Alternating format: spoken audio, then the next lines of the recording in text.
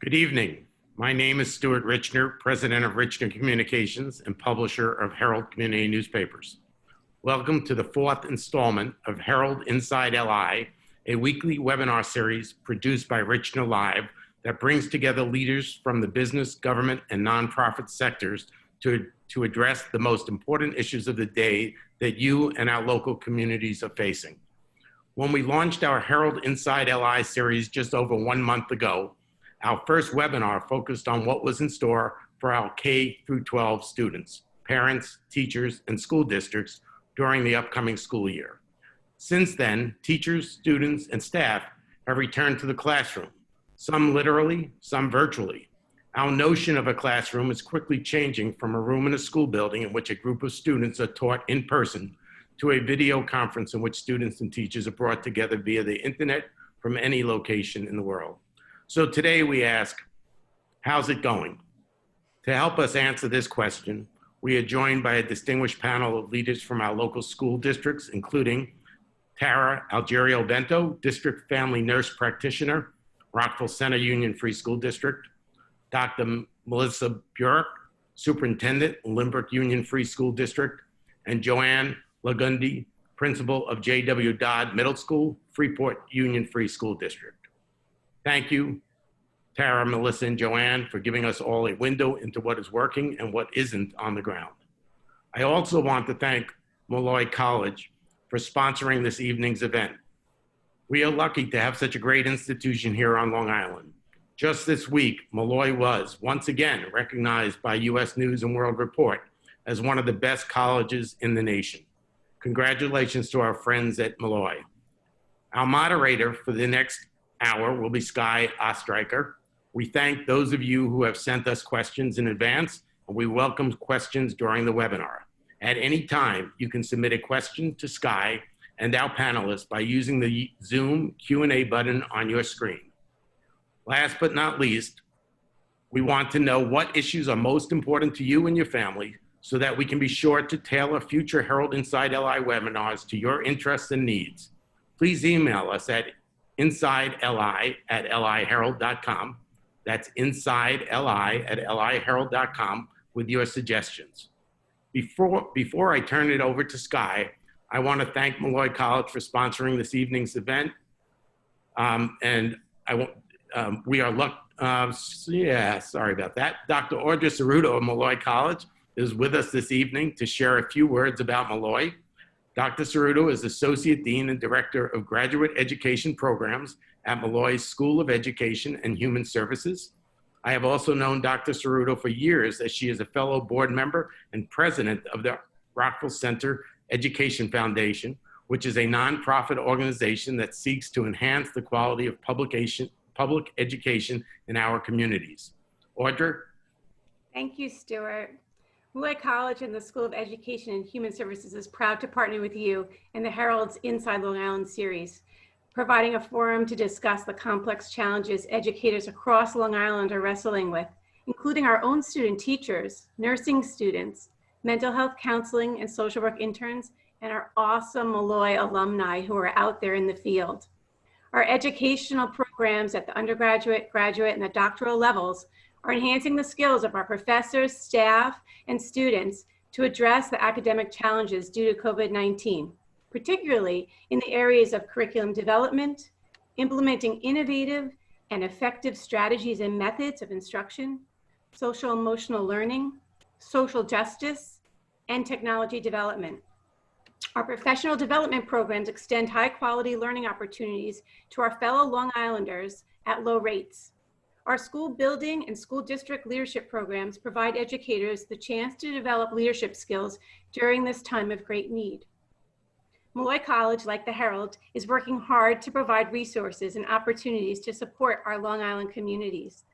Thank you for attending this event, and I look forward to learning with you from our panelists tonight. Great, thank you, Audra. Challenging times, sounds like good things are happening at Molloy though. Now I'll turn it over to Sky and our panel. Sky? Hi everyone, and in case you are just joining, this is the 4th episode of the Herald's brand new series, Inside LI, where I serve as the host of these discussions. And tonight's episode on our show is about K-12 education. It was the very first episode, and we had Principal Johane Ligondé, who is with us tonight from Freeport. She was with us on our first episode where we spoke with administrators and teachers about going back to school in anticipation of being back in the classroom. And now that kids have been in school for a little over a week, we will reunite here tonight with a superintendent, Dr. Melissa Burak from Lynbrook, with a nurse, Tara Algerio-Vento from Rockville Center, and with Johane Ligondé from Freeport, at the principal of J.W. Dodd Middle School. So we've heard in the news that there are schools that have opened and since shut, and there are cases. And I've learned now that on Long Island in Nassau County, each school district follows the same county protocol from the health department. So I'd like to kick off the conversation first with our nurse on the panel, who is right there seeing kids when they come in and they might be feeling sick. And let's hear what the protocol is and what you're seeing in Rockville Center. Well, thank goodness we're not seeing anything yet, but we are anticipating that we will still, see cases in the future. However, what we're doing as far as a protocol is we screen every student and staff member in the morning. So they take their temperatures outside the building or at bus stops. If they do have a temperature, then they are sent home via the isolation room in the nurse's office. That's where the provider or Nassau County will determine if they need to get tested for COVID. If they are deciding, the provider or Nassau County Department of Health, to test them for COVID, the child stays quarantined until that test comes back, as well as their siblings. And if they have parents that are staff members in the district, they also are quarantined. If it is a positive case, that child who tested positive stays home for 10 days. Those directly exposed in the house stay home for 14 days. Once they are positive, then we notify Nassau County Department of Health. They determine who are direct contact exposures based on, we tell them names of staff and students who've been around that child that was positive up to 2 days prior to the development of symptoms. That's then where Nassau County then deems direct contacts. If they are deemed a direct contact, they are quarantined for 14 days. So I'm sure the other districts are following the same protocol. And I know you might not be as well versed in that protocol as a nurse is, but I trust that that's the same in each of your districts. And I'm wondering if you've received or potential pushback from parents who may not be home, who may not want to take another day off of work if they are back in the office to be home with children. I have to say that I'm just so incredibly proud of our parent community. Everyone has cooperated. I'm just so proud of Freeport. Our students are following the necessary protocols. Everyone is wearing a mask in our buildings. We've limited movement as well, similar to what Tara shared, is we also have limited movement in the building. And so that really helps to ensure that these protocols are properly followed. When visitors are coming in, there are limited visitors coming into the building. They just come into the front area. And so we do not have any visitors on the floors as well. Normally we don't, but especially now we try our best to protect everyone. So our students are following the protocols. Our families are following the protocols. They are, they're very well aware of the seriousness of it. And more importantly, I think they're happy to be back in school. Yes. It feels good to be back. It really does. It feels good to see students. It feels good to see my staff. We're really a family. It is challenging times, but we're really getting through this together. Parents have been beyond understanding, and they're just really willing to work with us. And we're just really proud and happy to see that. And I know it, yeah. Please. I'm sorry, I have to reiterate that, because going into this with all of our planning that took place, we thought of every type of health and safety protocol with the distancing, the mask wearing, how we would put together the cohorts of students. And we put quite a bit of restrictions on our students and our staff and our families. And I have to say this, that everyone does believe we're all one big family. We're one big Lynbrook School District family, and we are trying to take care of each other. And our students, the little kindergarten ones, you walk through the classrooms and you can see, and I said this, you can see in their eyes, they're just happy to be there. They're just gleaming. But they're wearing their masks. The staff is wearing their masks. The students, I went into a middle school today. The students before school even began, the students were lined up, social distanced. We're all trying to take care of each other, and we realize the importance of it, and our families are very cooperative, and I cannot thank them enough for being so cooperative. Yes, I want to reiterate the Rockville Center parents, the community in itself. I feel as we are one big close-knit family. They're being very transparent. They're asking for, questions if they're asking for answers to questions that they may not have. They're being very cooperative. They are actually erring on the side of caution. Typical cases of seasonal allergies, they're keeping their child home, going to the provider, asking for a COVID test. I mean, they are going above and beyond what we're asking them to do. And I cannot thank them enough. They are keeping everyone safe.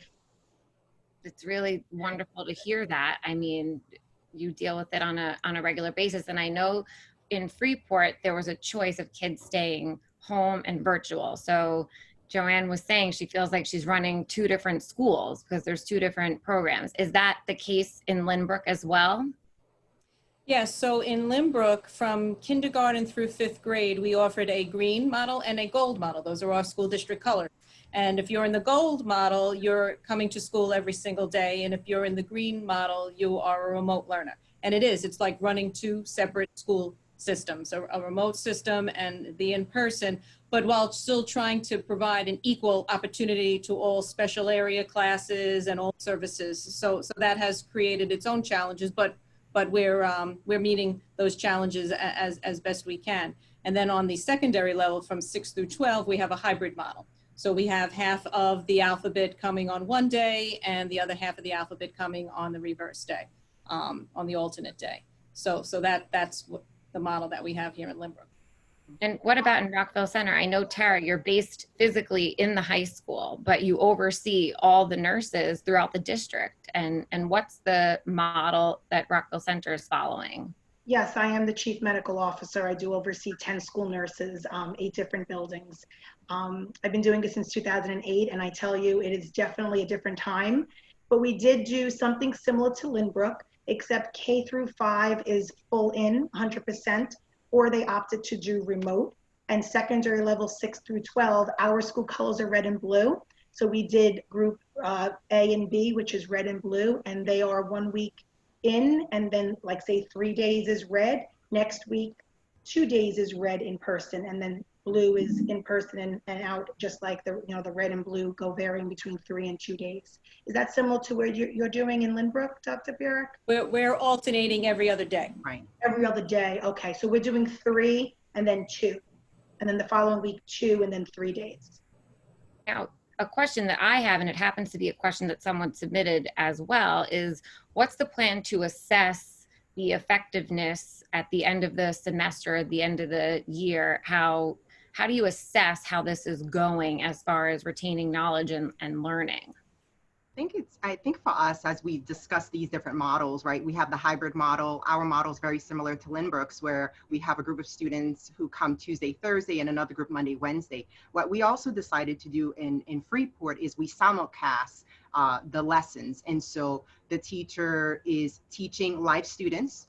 So on Monday, Wednesday, and Tuesday, Thursday, the students are actually live on Google Meets, and they're able to see the lesson and experience the lesson with the teacher.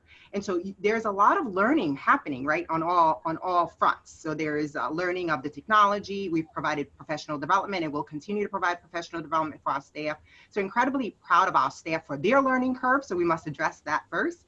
As far as the student learning and retention, it's really a matter of, it's a daily assessment. It's not just, we can't wait until the semester, and we don't know what will happen actually in the next couple of months with Nassau County or with where we are. But what we can absolutely ensure is that on a daily basis, we're providing the proper supports for the students at home, for the students in school, for the students who are on hybrid, and really for our staff, for our teachers and our teacher assistants who are also able to get into the classroom. They're all on Google Meets to be able to support the students who are in special education. So the assessment is really ongoing, Sky. I'm sure it is the same in Lynbrook as it is in Rockville Center and other districts really all over the nation.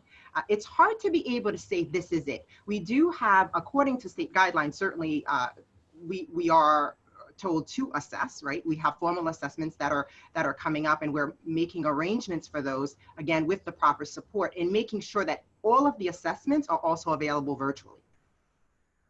And so in terms of how we measure student success, we will be upholding this, similar expectations and standards, but there has to be some flexibility, and that's something that we're negotiating together. What do you think, Dr. No, Burak? Absolutely. You said it rather well. The assessment is daily, and you mentioned the learning curve. Right now, we're in that learning curve time period. Everyone is learning. The students are learning. The teachers are learning. We have put a tremendous amount of pressure on our teachers to learn the technology that's needed to teach, much like yourself, the students in front of them, as well as the students at home, simultaneously, all live. And that's very difficult to juggle because our teachers want to do the right job. And they want to make sure they engage the students at home. They want to make sure that the students in school, that they can talk to each other, they can participate with each other, that they can hear each other. So we're still in the stage right now of working through all of that technology before we can truly begin to assess the actual learning that's taking place. However, as you said, it's a daily assessment, and our teachers are the professionals in the classroom, and they're the ones letting us know what is working and what is not working, and the students tell them. Once again, I have to say, our students have been phenomenal. They've been patient, they've been flexible, and together we're working through it. And so it's an ongoing process, and I just have to say out front, this whole learning environment is not ideal. The hybrid model is not an ideal model. What we learned in the spring is that the teacher is so important in the classroom for these students, that personal connection, that I need to see my teacher, I need to have that one-on-one with my teacher. That was lost in the spring. And we're at that stage right now where we're building relationships. We need to have that human connection with these students so that the learning will be ongoing throughout the year. I keep saying, let's follow the rules, let's stay in school as long as possible, because the value of the teacher in the classroom with the students is first and foremost the most important thing for a child's learning. And I just wanted to add, Dr. Burak, that the social interaction for mental health purposes is Absolutely key. It brings some normalcy to the child. We are screening our children just to make sure they are mentally well. They've been isolated from their peers, their teachers, their friends. Absolutely, it's an important key component to come into school. Science and data show that students need to be live in the classroom. So even though this is not ideal, our teachers are stellar. Children toggle back and forth for various quarantine reasons, and the children have access to the curriculum on days that they were supposed to be in person. They are able to toggle in and do remote learning, and our teachers are extremely flexible, and we cannot thank our staff enough. They've been team players during this time. Yeah, they've really been phenomenal, and I'm really, really amazed at their level of attention to our students. I mean, as you said, just in terms of the responsiveness of the teachers, on Fridays, we go Monday through Thursday, and on Fridays, we hold extra help and one-on-one sessions also with students. So making ourselves, again, available. We've also partnered with Cohen's Medical Center to provide Wellness Fridays for students as well as for our staff. Because oftentimes we provide so much support for our students, and we would love to remember our staff, but we trust that they're adults and they can take care of themselves. So I'm really just incredibly happy that we have a space for all of us to be able to really share our stress. I mean, we're stressed. I think last week was the first time I admitted that I was a little bit stressed. I meditate on a daily basis, and I have my own self-care practice. And I realized that I was like, oh my gosh, it's an enormous responsibility. And the teacher, as you said, Dr. Burak, they are so passionate and they're so committed to excellence that, and sometimes that's a challenge, right? And so that impacts our mental health. When we can't figure it out, Right, it becomes, absolutely. right? It's just like, I'm really doing my best to figure it out. And so we're just so thankful to Cohen's for being our partner here to ensure that the mental health of our students and of our staff really remain intact during this very, very difficult time. That is a wonderful plus that you have the partnership with Cohen's Medical Center. And emotional and social emotional health is very important. And I know that kids lost that when they had to be isolated. And in Rockville Center, Tara, you said you screen for mental health. And what exactly does that mean? And what resources do you have to offer? We too are partnered with Cohen's Behavioral Clinic, and we cannot thank them enough for their support, especially during the times that we were quarantined as a school district during the pandemic. They were very resourceful. We have social workers pushing into the classrooms, parents taking surveys, students taking surveys, just so we can get a grasp of where they are, what their emotional capacity is, their mental health and wellness. Children that were experiencing anticipatory anxiety about coming back because they haven't been in school in several months. Kindergarten is feeling anticipatory anxiety as well as separation anxiety from their parents because they haven't been in school. Either they were first early on in pre-K and then they stopped, and then it's been 6 months before they were separated from mommy or daddy or both. So we were addressing all of their needs in a very nurturing and comfortable way for the child not to realize that we are screening them, but to eyeball them when they are in the building to make sure they're well in order to learn. You have to be mentally well to learn and academically succeed. Mm-hmm. And what about in Lynbrook? Absolutely. And we actually just pushed out our latest mental health survey this week. So we're all constantly doing this. We're checking in on the students, our social workers, psychologists. They're all, I think we can say we're all doing our best to support the individual needs of the students. We all recognize that that social emotional piece is so important. Yeah, especially with what we're seeing with racial justice and social equity, in addition to the COVID virus and being isolated. I mean, everyone's feeling a little depressed. Everyone has their days of feeling down. So I think that's really important that all three of these districts are offering social, emotional, and mental health wellness. And I want to ask now about discipline. I saw it was an article in the Washington Post the other day that how do you discipline kids remotely? So look, Johane, can you tell us about that? Since you're a principal, how does that work? So it has been an adventure, right? Because we are, again, we're running several schools. We have the hybrid, the remote, and students are online. It's really about education. First of all, is bringing to the awareness that the behaviors that were once in school may actually now just transfer into the online behaviors. And having a process to monitor them. And in Freeport, we do have a process to monitor students while they're online, so that we have several systems that will identify their behaviors online, their searches online, just so that we can ensure for their own protection and certainly for everyone's protection as well. In addition to that, it's really educating students about digital citizenship, right? It's really important for them to understand the enormous responsibility of learning online, learning mostly independently, although they are live with the teacher. We are asking students to actually show their faces, just like we all are right now, showing each other's faces and smiling and really connecting on that level while they're online. Because doing that, it limits the other behaviors that may happen in the background, because you're completely present. So a lot of it has to do with education. Now, when a student, let's say, does something online, the first mode of defense is really to contact the parent, contact the student, understand where the behavior is coming from. And as far as the disciplinary measures, there are disciplinary actions. We're able to revise our code of conduct, as I'm sure every district does every year, to include certain measures in place to protect our students and also to ensure that they're fully supported. That is it. It's providing them with the education, ensuring that disciplinary action is taken, and also providing them with the proper support so that whatever gap that they were experiencing that may have caused that behavior is also addressed. I would say, same as the learning process, the disciplinary process is evolving because our students are certainly technologically savvy. And so they are finding brilliant ways to explore and learn, and we're learning with them. And it's just a matter of the systems to meet them where they are at this point. Is there anything that isn't working? And this is a question for each of you. What do you think isn't working or could it use some improvement in the schools right now? Well, I mean, technology is the biggest challenge.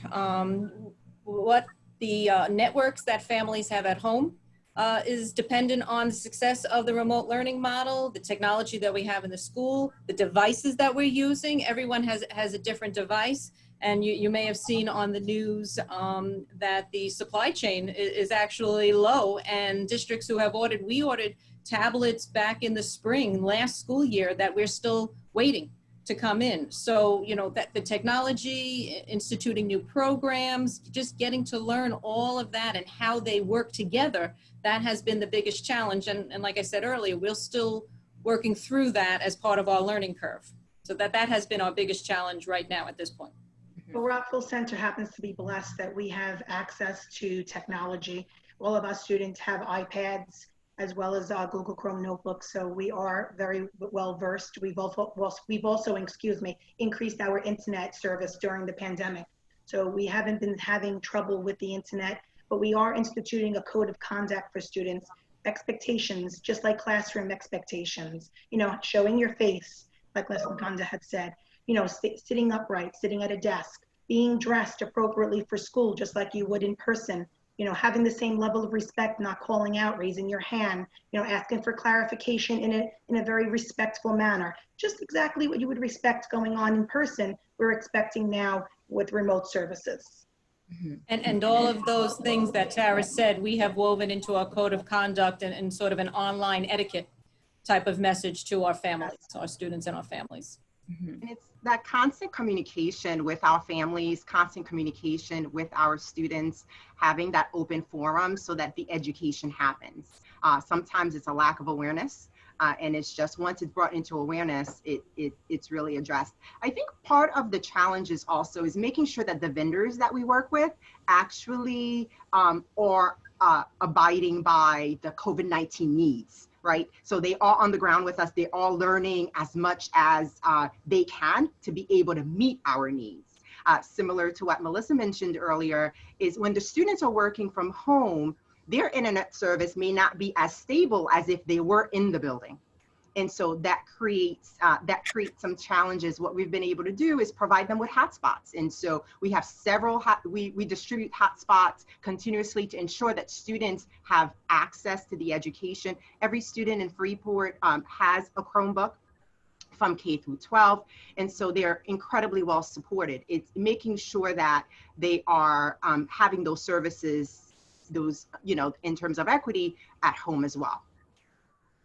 So I want to reiterate for anyone that just joined that this is the 4th episode of Inside LI, and we're going over how it's going in our K-12 systems here in Lynbrook, in Rockville Center, and in Freeport. And we've received a lot of questions, and I want to make sure I get to as many as I can, but I know I won't be able to get to them all. So I will be asking some of the questions that maybe have been asked multiple times. And a lot of people have asked about COVID and how it works if someone were to get sick in the district and what the protocol is. And I know that the protocol is the same across the board in Nassau County, and we went through that in the beginning of this conversation, but specifically, Monica asked, what obligation do school districts have to inform parents that a positive COVID case has been reported? And I'll let Tara answer that question. So the Nassau County Department of Health directive is to notify direct contact exposures that they deem direct contact exposures. However, Rockville Center takes it to the next level by advising that there is a case in X amount of buildings, or 1 building, 2 buildings, etc. We've been blessed and fortunate not to have that scenario since the school year has begun. But if there were a case that was positive in Rockville Center, we would notify the direct contacts and then notify staff as well as parents in the community that X building has a case. And, oh, did you want to? And I think we mentioned earlier, maybe before we even went on the air, New York State actually launched a COVID report card So now all of the districts on a daily basis have to report their enrollment. If there are any student cases, if there's staff cases, we have to report that on a daily basis. So every family could actually go to the report card and they can see if any change in our COVID numbers took place. Right, and you said that as of September 8th, that began. That, Yes. yes. Right, so then people should be able to go online and find out this information. And we've actually been required to put that link on our individual district websites. So there is a link on our website to that dashboard. So Julie from Long Beach asked, what criteria are you using to send students home? And do you require negative COVID tests for students to return? So the only one that can really require a student or staff member to be tested is the local Department of Health, which is our Nassau County Department of Health agency, or the healthcare provider. We as a school district are not requiring COVID testing. However, if the provider does require the testing, then we are quarantining the entire family, as well as any type of staff member. If they're a parent in the district and their child is COVID testing, they are staying home as well. And that's the same protocol in the other districts. Right, we follow the same guidelines. Mm-hmm. Someone asked, how will lockdown drills be handled? And when I saw this question, I thought, what is a lockdown drill? And then that must be, I don't even want to say what a lockdown drill is. What, like a God forbid, something should happen, Right. but everyone has to huddle or? Well, it's a just because COVID has happened doesn't mean all the other dangers that we have been dealing with prior to COVID will not take place. We hope that they won't take place, but how we handle them obviously is going to have to change. So the purpose of our drills, first of all, is really to educate the students and the staff on how to handle themselves in that particular situation. So the education part of that is still going to continue. So in the event of a lockdown drill where we normally bring the entire class and we get them out of the view of any window in a door and they're really close together, obviously in the time of social distancing, you cannot do that. You cannot put the entire class together in close proximity to each other and handle that. However, you can educate them in the event that we have to do this. This is how we would act in this particular classroom. So those drills and showing them this is where you would go in the event that such a drill took place, that's what we would continue to do. The state has also lightened up how we handle them. So we don't have to do an entire building-wide lockdown or an evacuation. We can do it by floor. We can keep it to a reduced number so that it's just part of the learning process, like I said, and not that it's a mass evacuation or a mass lockdown drill. Right, absolutely. In addition to that, with the lockdown drills, as Melissa shared, it's really an education. And so students will not be huddling into a corner anymore. They will be seated at their desks during the lockdown and really getting an education of how to protect themselves and how we should remain safe in the case of a lockdown. And of course, in the case of a real serious threat or emergency, all COVID-19 procedures go to the wayside, and we then have to absolutely do everything we can to protect ourselves in those cases. For fire drills, similar, it has been laxed. However, we still need to know how to exit the building and how to exit the building in an orderly fashion. So we'll be doing a lot of education. The drills for us are doubled because we have 2 cohorts coming in. And so it's important to know that half of the students will experience a drill, the other half has experienced a drill. Right. And so in addition to 8 drills, we'll have 16 drills. Just to maintain it, to ensure that that's happening. And for the lockdown drills, again, it's whatever you do for one cohort, it's important to do for the other, just to maintain that balance. And Alan asked, how is it possible to cover a full year curriculum using the non-synchronous hybrid in-school at-home scenario? And I know you mentioned 2 cohorts, and that seems to be the way that these schools that you're all working. So how can you cover a full year curriculum in that time? So most of our instruction is synchronous learning. Right. So what I'll say is that it is a 4-day model instead of an asynchronous learning, which is what we did mostly from March until June. Right now, students are actually experiencing the class either in person or online. So they're remoting into the classroom, they're experiencing it. Certainly, we are addressing the curriculum to make adjustments as needed. I would say the caliber of our curriculum now is high, much higher than it was from March to June, because we have planned for it. We, thank goodness, we've had the opportunity to really sit together and plan for that. And so we're really offering rigorous curriculum and providing the additional supports for our students. In Rockville Center, we're doing the hybrid for secondary only, but we're a 5-day schedule, and elementary is 100% in.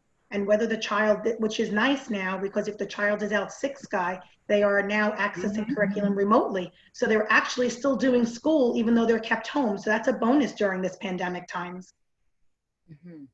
Right, and the same in Lynbrook, we're doing synchronous learning. So whether you're in person or remote, you're receiving the same lesson on a daily basis than those who are sitting in the classroom.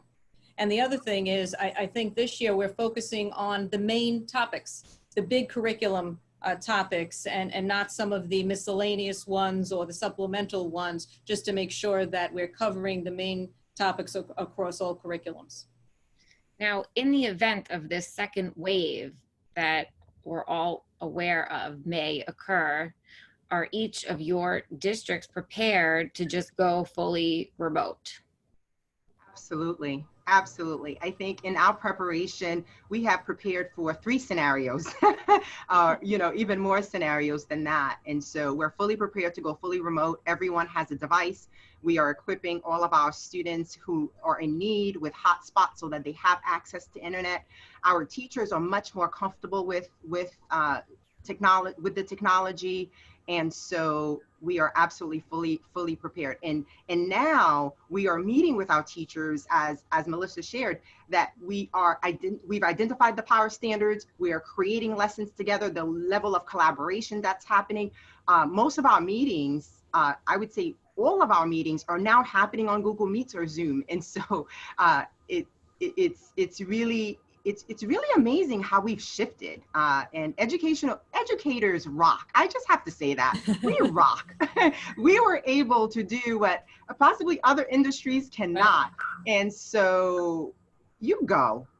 In a quick fashion, Johane. That's Very right. quick. We just built how many systems, and in a matter of months, our students are accounted for. They are happy, whether they're learning from home or whether they are learning in school, and we're coming together as a family. Kudos to every single one of you who is watching, who happens to be a teacher assistant, security guards, our custodial staff, our lunch ladies. I mean, nurses who are this is a tremendous task for nurses. Many of us have one nurse in a building. And so everything is riding on that nurse making that determination, and that's not lost on us by any means. No, and kudos to our superintendents. I know our superintendent, Dr. Kishore Kuncham in Freeport, he has been just so incredibly supportive and just our guiding light. So I'd like to acknowledge you, Dr. Burak, because I know we don't get many thanks. So to all of the administrators too, it's tremendous work that we've put in to see the fruits of our labor. And so we don't know what the future holds. It's certainly all uncertain. However, we've really come together as a community of educators to support each other, and the districts are working together as well to try to answer these questions, Sky. I think it's important, what they say, what doesn't kill you makes you stronger. I think we're all emerging much stronger than we ever thought we would. I agree also. So I want to ask now about special education classes and accommodations, and how is that shifted in each of your districts? And we'll begin in Lynbrook. How is that being accommodated? Well, the special education programs are dictated by an IEP, an individualized education plan. So we're still meeting the IEPs to the letter of the law. That's basically law. So those we are still abiding by. It's difficult for the service providers and ironing out those particular things, but the scheduling is difficult. However, we're making sure that those students get the supports that they need. And they're the same thing. They have a choice to either come in or do it remote. Yes, they had a choice, except quite frankly, those students who were in a self-contained special education class, we felt that it was important for them to be in attendance every single day. So from us 6 through 12, those students are actually in school every day. So Sky, we have self-contained K through 12, and we have a 5-day program, just like Dr. Burak said. We felt that was very important that they are in our buildings full-time. We also, during the pandemic, as well as if they chose remote currently now or on a hybrid schedule, we do have our special related services to accommodate the IEPs and the 504 accommodations, such as having OT, PT, and speech. We are doing that on a remote basis if they're not in person. Right. So we are meeting their needs. Similarly to Rockville Center as well as Lynbrook, we are offering 5 days a week instruction, 4 days a week instruction for our self-contained and students as well as our E&L students. The 5th day is really that supportive day for all of our students. And so they receive extra help, they receive one-on-one support, they receive small group instruction. Those students who are on remote learning are also receiving their services virtually. The students who are in person are receiving their services in person, and we ensure as far as the, if BOCES consultants and the other consultants who actually come into our building, they have designated spaces to work with our students to be able to provide them the supports that they need. And so this has been a really great opportunity for us to not only honor the IEPs and honor the individuals also, behind the IEPs. And so it's a great collaboration with all of the service providers. Now, Thomas asked, do you expect to see a difference this year in achievement levels on standardized testing, and how will that be handled? And that's a great question, because I spoke to some high schoolers in the spring who told me that they took their AP exams online and with a remote proctor, and that just sounded crazy to me, but that's the way it goes. So that's the question. Do you expect it to be different this year in standardized testing, and what are we going to do about it? Well, dare I say this? The state should make the decision to do what they did in the spring, and that is, this is a different year again, and they should not provide those tests. They should not mandate those state assessments this year. I think everyone has come together and has been through a lot, and once again, they should release us from administering these state assessments. I wholeheartedly agree. I mean, our students are struggling. We're doing our best to meet their challenges. We're holding everyone to the highest standards, and we're reaching for excellence. But there is an unpredictable nature of the future. We don't know what the future holds. And so the best thing to release the stress from the parents is to absolutely do away with those assessments. Then my question naturally is, if we do away with those assessments, then how should someone apply to college, right? You're supposed to be taking a standardized test in order to get into school. What do you think then? Well, a lot of colleges have changed. A lot of colleges are not requiring that for entry anymore. Yeah, they're moving away from that. Nor should they. We're the only state that has a Regents. Right. So obviously, students applying from other states are not using Regents exams to get into their colleges. Right. And we always believe that one test does not define the student. Right, that's true. It's offering different opportunities for students to show their leadership, to show their genius, to show how have they risen from these challenges. I mean, this is not just a New York issue, right? This is a worldwide issue. I think it is upon the state and upon all of the educational leaders to say, well, how else can we elevate our students to show the whole human being? We have students who've organized just different food banks. We have students who have really risen to support their communities. These are our future activists. These are our future educational leaders. And these are our future, entrepreneurs. They've started their own businesses. I mean, these things are happening. So I really do believe that this is going to change the face of education. The way we're doing education now, as different as it is, there's so many great learnings that we are getting from this experience. And exactly, the colleges should look at exactly what Johane just said. All those actions that the students do on a daily basis, all those projects that they get involved in, that's how our students should be evaluated by the colleges, not on these assessments. And next week, this time, next Thursday, I'm going to plug the next episode of Inside LI because it seems to fit right in here. We're going to be talking about high school sports and getting into college with 2 different athletic directors from 2 different colleges on Long Island and 2 different athletic directors from high school. So for everyone that's tuned in right now, we're going to be talking about that next Thursday at 7 p.m. for episode 5 is about sports. And it reminds me of this conversation with everything changing. How will someone get a scholarship to be a college athlete? And we'll have those types of conversations next Thursday.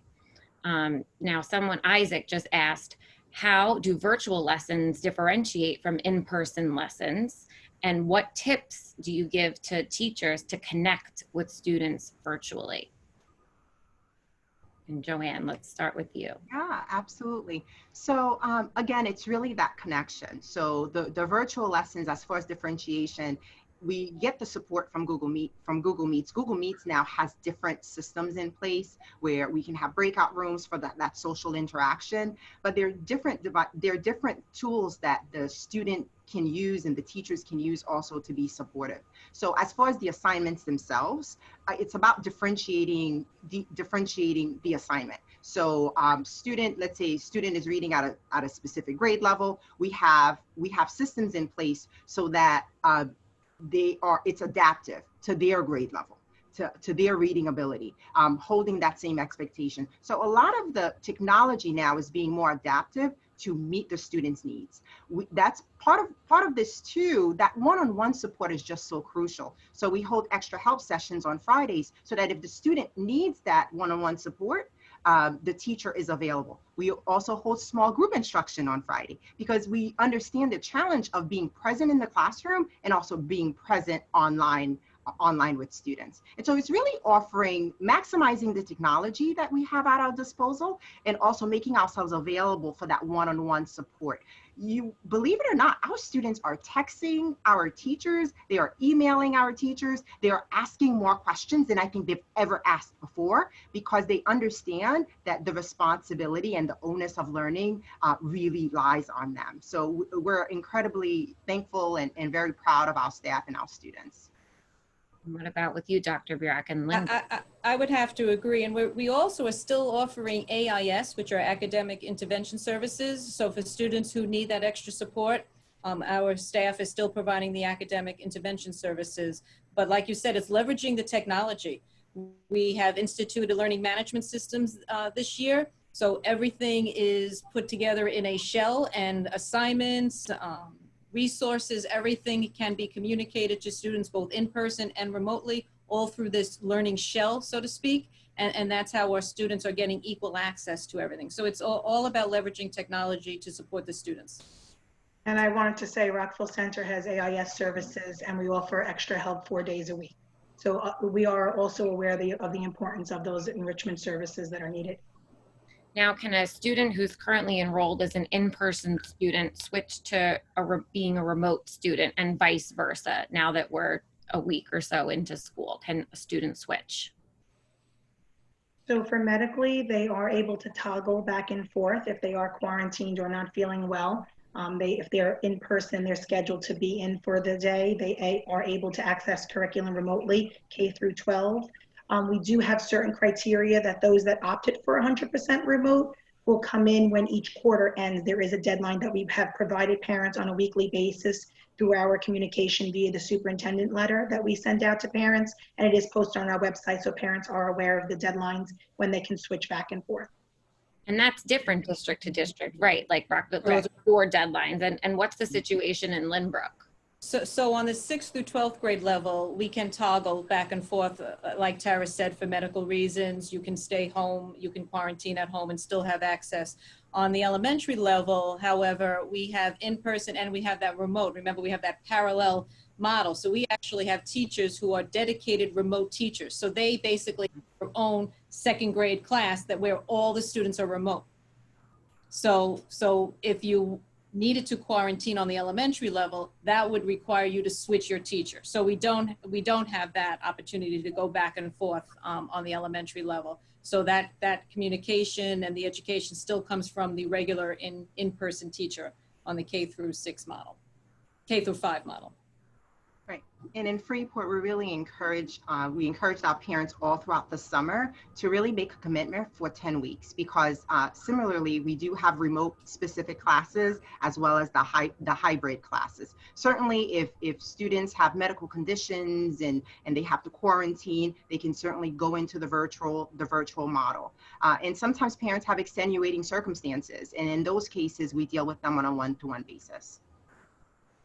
And as we near the end of our time together, I want to reiterate this is Inside LI, and our discussion tonight really illuminated a little bit of what's going on inside these different schools and really answered the question of how it's going. And Tyler asked this question: if the experience is not really going to be the same or what the students' expectations will be in person, why should students take the risk of coming to school in person? And I know a little earlier in our conversation, we talked about the social emotional impact, which I think could be the answer to the question, that it's important for students to be in person and it's part of the growing process. But let's hear each of your thoughts on that. I would say we've been so careful about the sanitation of our building. We have sanitized, we're following every protocol. I would say more protocols than other public places. We are continuously just ensuring the safety and health, the health and safety of our students. And so anywhere you go is a risk.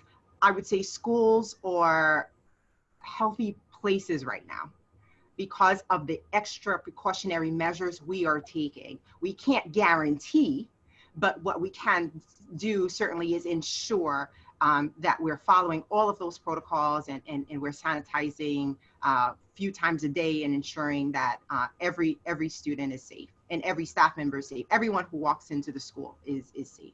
Mm-hmm. Yes, and we also did educational videos to show children how to properly hand sanitize using the alcohol-based sanitizer, how to use soap and water and hand wash. We had each nurse in the building have a welcome back video that gave them those lessons, just to refresh and remind how to properly wash your hands, social distance, a little friendly COVID video that had a superhero video that was age appropriate for K through 5. Because, some of them may have heard the news during the summer or during the pandemic, parents and other family members talking about it. And we didn't know if they were nervous from hearing COVID. So we really wanted to educate them in a child's friendly version of what COVID is and the changes that they can expect during the school day. And everyone's wearing masks. No one will see each other's faces. So, teachers have little clear masks during elementary and special related services so that it's important to communicate. Hearing impaired students, we have clear facial masks for the teachers and staff members to use. We have masks, God forbid, they should break or they get soiled. So we have masks in adult and pediatric. We have handless alcohol-based sanitizers. We have alcohol-based sanitizers in every classroom. We have custodians coming around and doing a great job. I cannot thank the custodial staff enough for coming in several times a day and disinfecting and sanitizing high frequent areas. Then when the students are out, they are sanitizing and disinfecting during the night so that they are ready, the buildings, for us in the morning. I cannot thank the custodial staff enough. And everybody that I walk in the building, I thank them for adhering to the protocols. When I put in a district medical plan, in my mind, I envisioned, but to see it implemented and carried out really warms my heart. And the community has really embraced me. I've gotten beautiful letters from parents and staff members thanking me for keeping everyone safe and getting the kids back in the building. And that's basically what we want to do. We want to create a sense of normalcy during these uncertain times, yet following New York State guidance, Department of Health guidance, and maintaining social distancing, as they say, is key, but having the PPE, the personal protective equipment for our staff. We have multi-purpose wipes for our teachers. We have gloves, we have disposable gowns. The principals have been phenomenal. Johane, I'm sure you know that we've created nebulizer rooms now, isolation rooms, in addition to our health office. So there was a lot of creative thinking to keep it close to the vicinity of the nurse's health office, yet move staff around to accommodate what New York State is asking us to do in order to open our building safely. And I cannot thank our staff, our custodial staff, our teachers, our administrators, our assistant superintendents. I mean, it's a team effort, and we really honed in on what was necessary to open in a safe manner. So I feel very good about our plan. Did you have anything to add? I could say the same exact thing, but that being said, I completely understand families and the personal decision. You know, so the question said, why should I? It's definitely a personal decision. We don't know what every family dealt with in the spring as far as who may have immune compromised condition in the family, who they are caring for. So we understand the trepidation of putting a family at risk, putting yourself at risk if you become a spreader to them. We completely get it. All we can do is what these ladies said, is provide a safe environment, and it has been a complete team effort from soup to nuts. Everyone has really come together with the cleaning, the preparing, absolutely everyone in the district has done so. And I think families really appreciate that. I think they saw that by all of the work that everyone put in. And it's a community. It takes a village to raise a child, right? Yes. So that's a good note to end on, even though there is one other question. And I know we don't have an art teacher, a gym teacher, a music teacher on the panel, but that is a good question. How are those, could any of you opine on how that type of interactive class could be done virtually, or how that's going? So we were given some leeway with phys ed. Phys ed is being conducted outside while the weather's nice, and the weather has cooperated for us. So we're very thankful for that. But on inclement days, the phys ed teachers push into the classrooms, and they do health lessons. They do mindfulness lessons, because we're talking about mental health. So that's all part of the physical and mental well-being of a child. Art classes, I walked into an art classroom today, and the kids were at home on the screen, and they were doing an art project, and the students in school were doing an art project simultaneously. So those specials continue. And that's due to our staff being creative, thinking outside of the box, and getting comfortable being uncomfortable during these times. I cannot thank them enough. Absolutely. Absolutely. Agreed. So thank you all for your time. Thank you for joining us. And I'm going to put up this slide here with our email address. If anyone watching has any additional questions or any ideas for another panel discussion, again, next Thursday, we're going to be talking about sports, high school sports, college sports. So please tune in next Thursday at 7. And I'd like to thank each of our panelists, and I'd like to thank Malloy College for sponsoring tonight's panel event. And please continue to stay in touch and tune in, and stay safe, everyone. And thank you again. Thank you for having me.